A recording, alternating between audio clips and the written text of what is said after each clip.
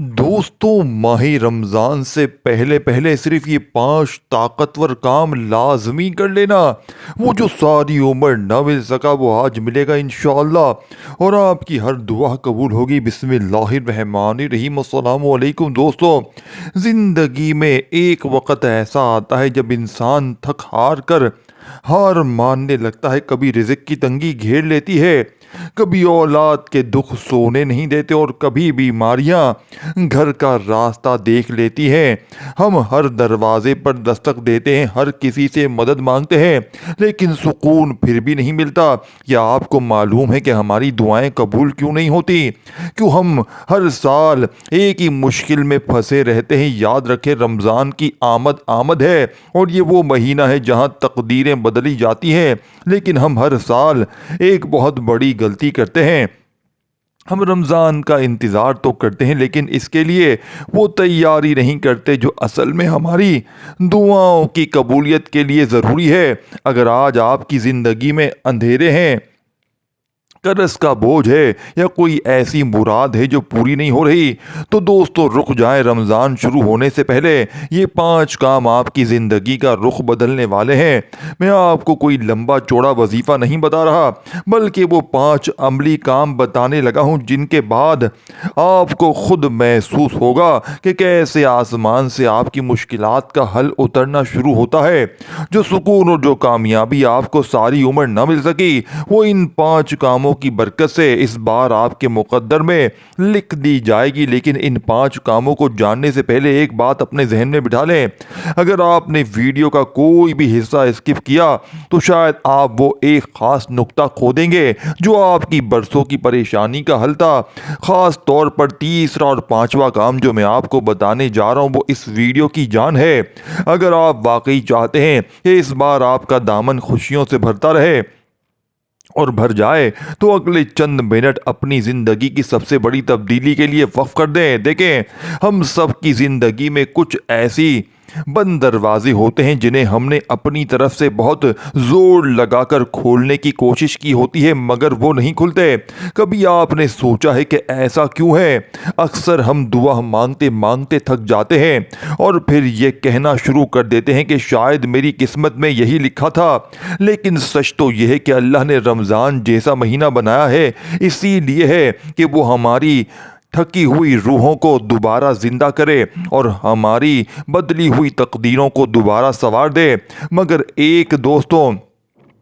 ایک حقیقت یہ بھی ہے کہ لاکھوں لوگ رمضان پاتے ہیں، سیر و افطار بھی کرتے ہیں، لیکن عید کے دن وہ خالی ہاتھ رہ جاتے ہیں۔ ایسا کیوں ہے؟ کیونکہ انہوں نے رمضان کے لیے وہ روحانی یعنی کہ اسٹرگل اسپیس پیدا نہیں کی ہوتی جس میں اللہ کی رحمت آ کر ٹھہر سکے۔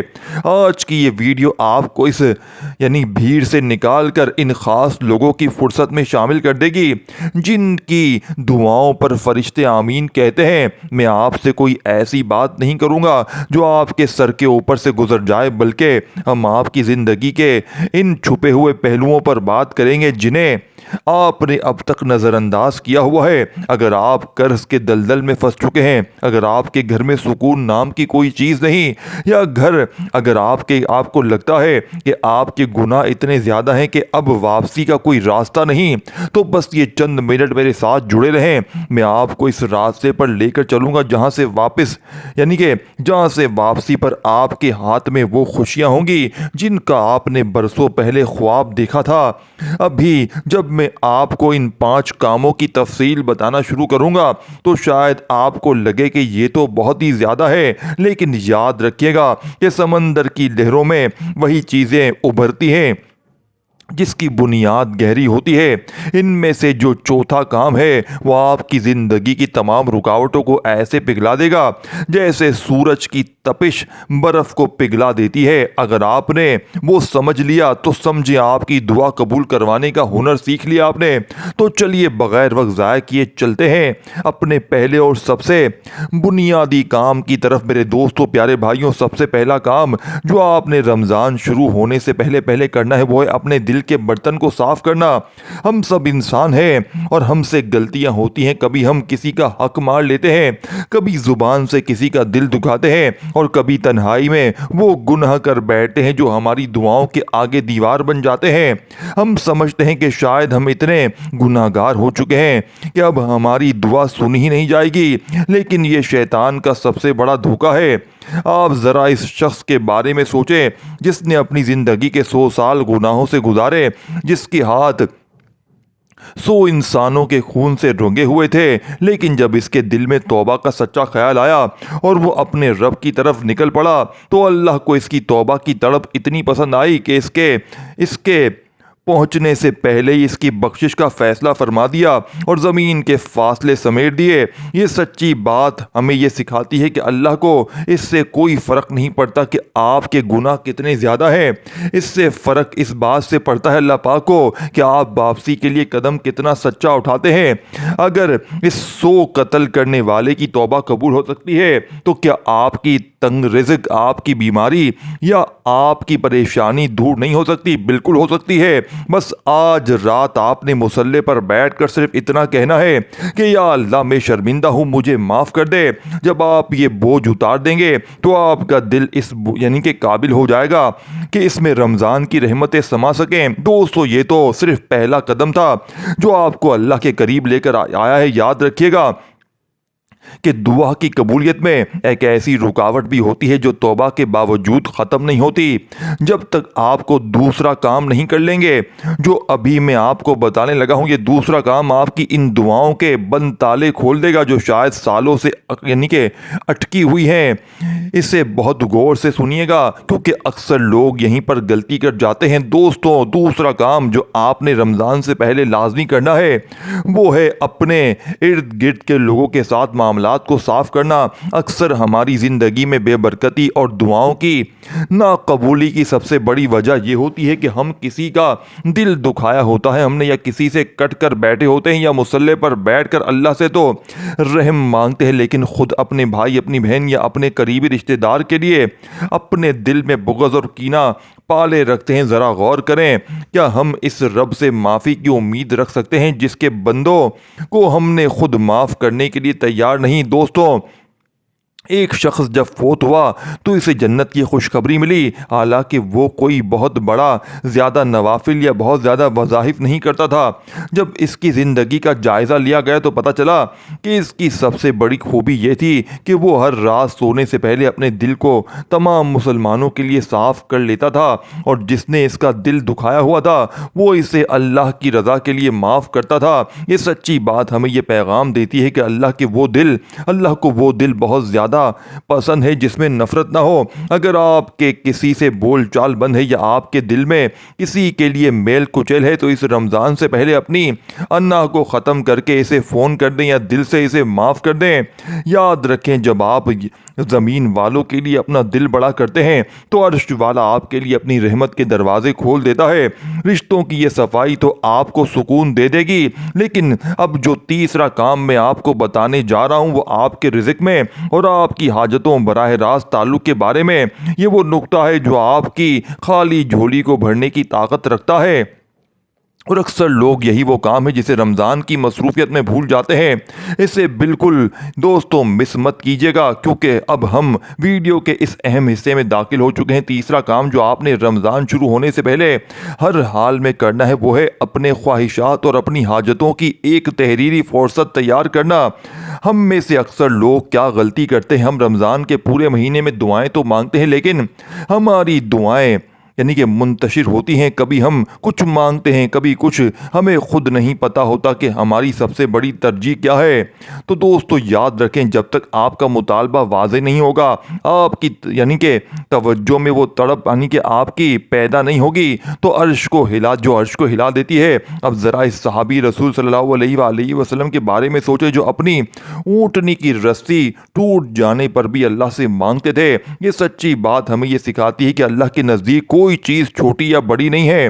ہم سمجھتے ہیں کہ شاید घर मांगना या बहुत ज़्यादा रिज़्क मांगना कोई दुनियादारी है, लेकिन अल्लाह को ये पसंद है कि इसका बंदा अपनी ही छोटी बड़ी ज़रूरत के लिए इसके सामने हाथ फैलाए। आज ही एक कागज़ और कलम उठाएं और तन्हाई में बैठकर सोचें कि कौन से 5 बड़े दुख हैं जिन्होंने आपकी ज़िंदगी को रोका हुआ है।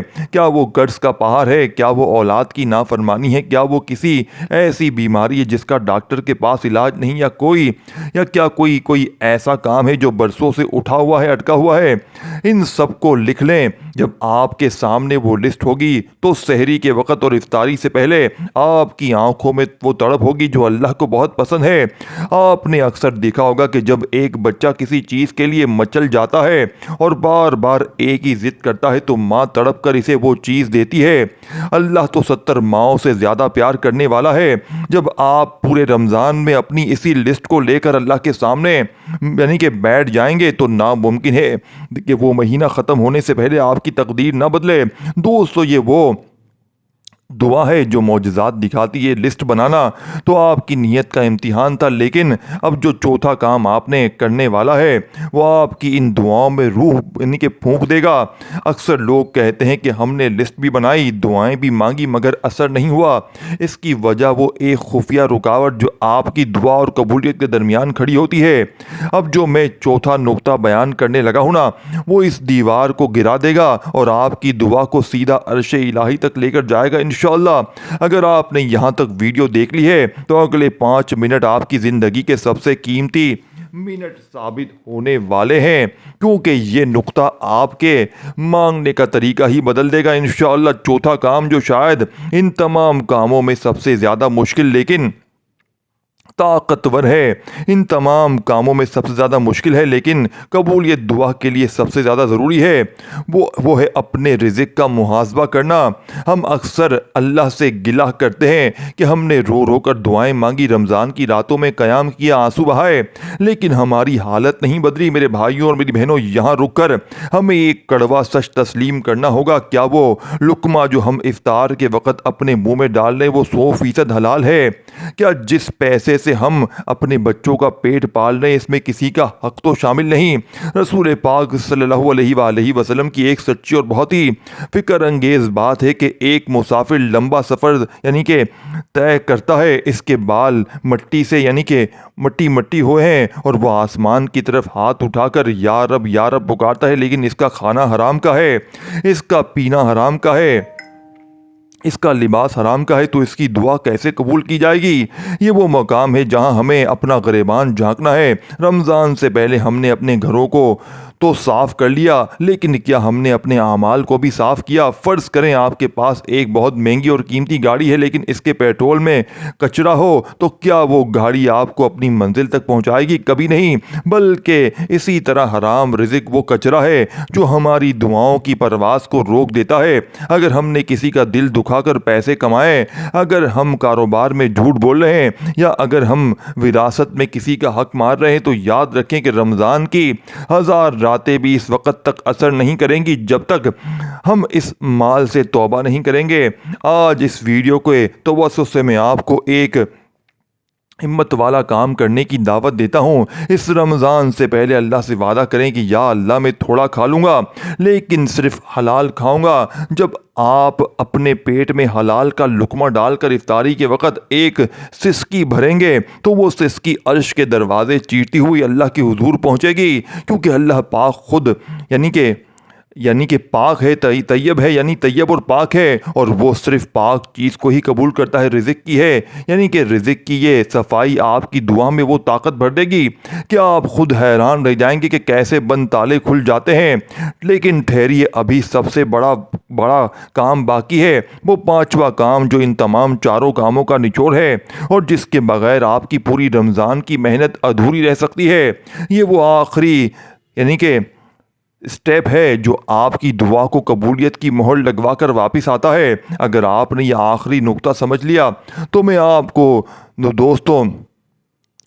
दोस्तों ज़मानत देता हूँ कि आप इस रमज़ान के बाद आपकी ज़िंदगी में देखें दोस्तों नहीं रहेंगे जो आज सुनने के लिए अपने दिल की धड़कनों को थाम ले, क्योंकि अब اب ہم اس ویڈیو کے سب سے پاورفل حصے کی طرف جا رہے ہیں۔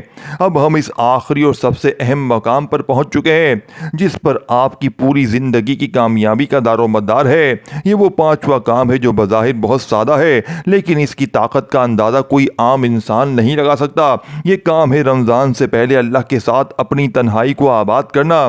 ہم سب کا ایک المیہ ہے کہ ہم لوگوں کے سامنے تو بہت نیک بنتے ہیں، ہم محفلوں میں دعائیں مانگتے ہیں، ہم دوسروں کو دکھانے کے لیے تسبیح بھی گما لیتے ہیں، لیکن کیا کبھی ہم نے تنہائی میں اپنے رب سے باتیں کی ہیں؟ یاد رکھیں، جب تک آپ کا اور آپ کے رب کا کوئی ایسا خفیہ تعلق نہیں ہوگا جس کی خبر آپ کی بیوی، آپ کے بچوں یا آپ کے والدین کو بھی نہ ہو، تب تک آپ کی دعا میں وہ اثر پیدا نہیں ہو سکتا جو تقدیر کو بدل دیتا ہے۔ رسول پاک کی وہ سچی بات ہمیشہ یاد رکھیں کہ 7 طرح کے خوش نصیب لوگ ایسے ہوں گے جنہیں قیامت کے ہولناک دن اللہ اپنے عرش کا سایہ نصیب فرمائے گا، اور ان میں سے ایک شخص ہوگا جس نے تنہائی میں اللہ کو یاد کیا اور اس کی آنکھوں سے آنسو جاری ہو گئے۔